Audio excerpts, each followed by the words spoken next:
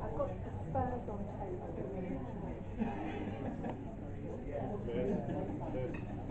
Is that a spur?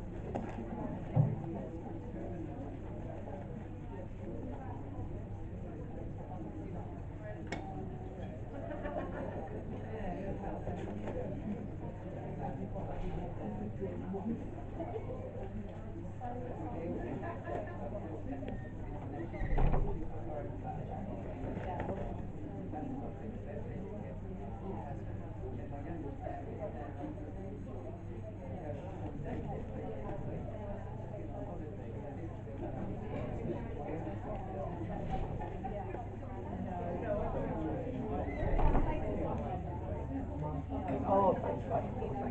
So spoiled.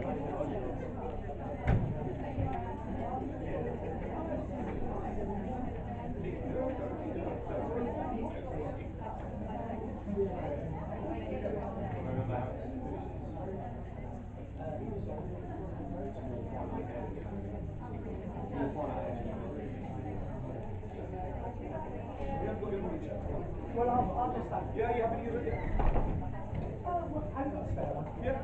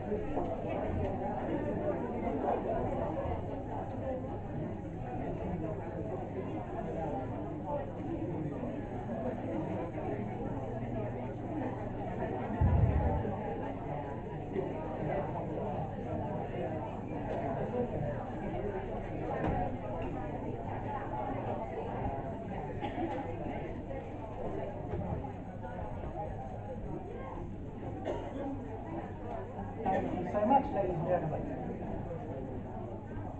I really hope you enjoyed your lunch. Thanks so much for spending time with the sponsors. They reported back that you're a lovely bunch, which makes it easier for us to recruit them again next year, so we really appreciate that. Thank you very much indeed. Okay. Great. So I've already mentioned clicker, or perhaps is there another clicker? Please, sorry?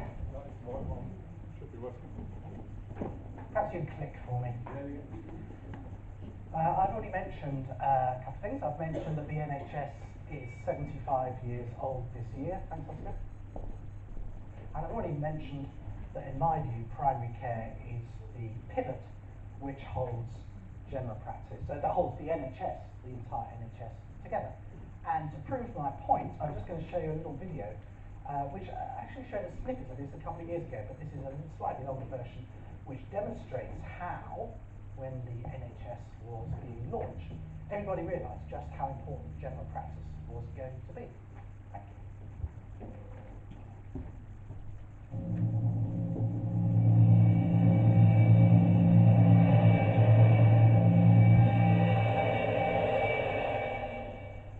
This leaflet is coming through your letterbox one day soon. Or maybe you've already had your copy. Read it carefully.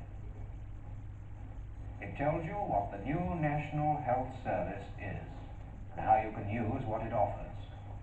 Hospitals and specialist services, medicines, drugs and appliances, care of the teeth, care of the eyes, maternity services, home health services. The new scheme starts on July the 5th. But there's one thing you should do at once. Choose your doctor now. Have you chosen your family doctor? If not, ask your doctor now if he'll look after you under the new scheme. If he can't accept you, ask at the post office for the address of the Executive Council, where you'll be given the names of other doctors in your area who are taking part in the new service. Ask the doctor you choose for an application form. One form has to be filled in for each member of the family and then handed over to your doctor. Now don't forget, choose your doctor now. Isn't that just lovely? And it did cross my mind as to whether that splendid doctor had a practice manager. I think not. I think he had a little filing system in his consultation room. Let me tell you what's going to happen this afternoon. This afternoon we were going to have another keynote talk, and then after that there's going to be coffee served and tea served at the back of the room, and then there are a series of seminars. There are 3 seminars, and you can choose from 2 as listed on your programme. Let's be honest. In previous years, it has sometimes been the case that people have been to one seminar and then hit the road. If you're able to stay towards the end today, we'd very much appreciate it. As I've already told you, there is an important football match and we will be finishing on time. Something else I'd like to mention is that you've got some QR codes on your table, and that is your chance to scan those and give us feedback. Evaluation is so important to us as we plan future events, so please, it's easy to forget this, but please don't. We have 2 speakers now from an organisation called Doctors of the World UK, Marina Davidson and Olivia Namatidi, and they are going to talk to us about improving the registration process and therefore the care for some of the more vulnerable people in our society. Thank you, Marina. Lovely to have you.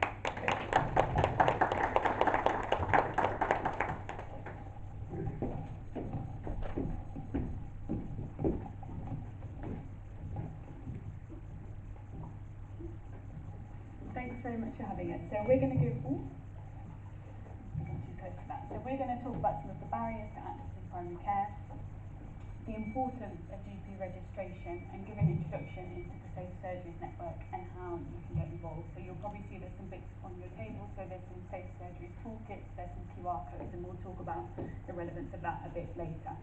So Olivia, do you want to introduce yourself quickly to start with, and then we can get going? Hello everyone. Hello.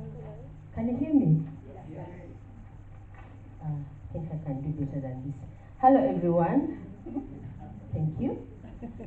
My name is Olivia Namteli, and I'm one of the members of the National Health Advisors, and this is a small group hosted by Doctors of the World.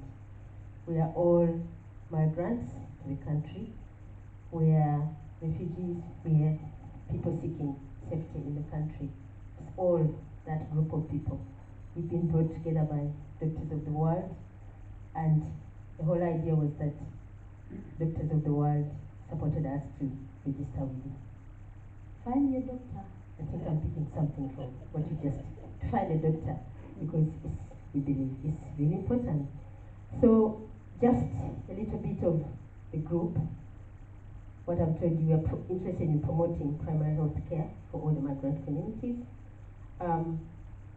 We engage in activities to improve access to health care. We do train our different groups, like the other primary, other migrant groups. We work together and we develop or prepare the resources. Some of it is already on the table there. We deliver training to those groups, migrant groups, and we attend panels, I think, just like this one, to just get the word across and encourage more practices to register more of the vulnerable people. And we get involved in the research so that we can have support with good evidence. So, Doctors of the World is supporting us, and I'm just here to support Marina with this small talk to you. Thank you for having me. So just a bit more on Doctors of the World. So we have a clinic based in East London and an advice line which people can access nationally. And that's for people that have difficulty accessing the mainstream NHS. Often people who have been in the country for a long period of time and haven't been able to register with a GP and generally haven't seen a doctor in that time. So we support patients in our clinic to register with a GP and then they're in the mainstream services. So that's the main aim of our clinic. A lot of the people that come to our clinic are in quite vulnerable situations, so often people that are undocumented, people seeking asylum, often in unstable accommodation, insecure housing and living below the poverty line. So obviously it's really important that we get them registered with the GP. So our clinic is staffed by volunteer GPs, nurses and support workers. So the caseworkers, as well as registering people with a GP, will do a social assessment and refer to other services as well to support health and well-being. And then we have the Safe Surgeries Network, so that's what we'll be talking about today. So supporting primary care professionals in response to some of the barriers we've seen in our clinic. Supporting patients with translated guidance, and that was particularly relevant during the pandemic, so guidance on accessing the vaccine, but now this is extended to more translated resources on entitlement to the NHS, navigating NHS services as well. And I think Olivia's given a pretty good introduction to our Experts by Experience group, National Health Advisors, so I don't think I need to add any more detail on that, but they're involved in a lot of work across the organisation, so a lot of the decision making, especially work with Safe Surgeries and working with other organisations as well.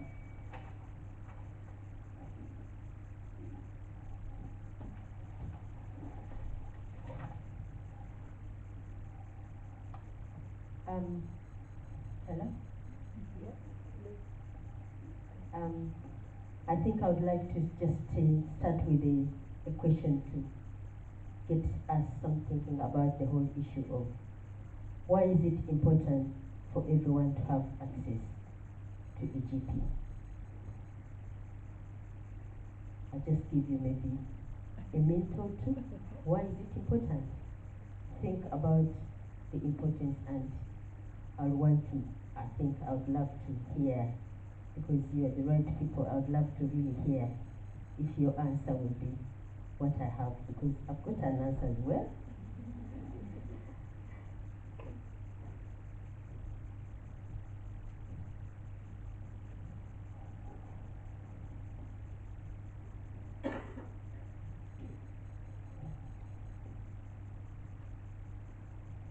I've finished.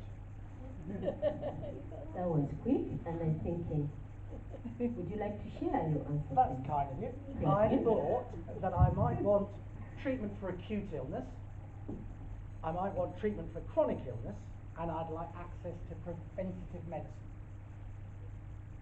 Have I passed?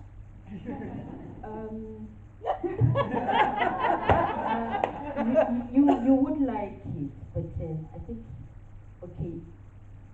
okay, yes, but I want us to think. Thank you for your answer.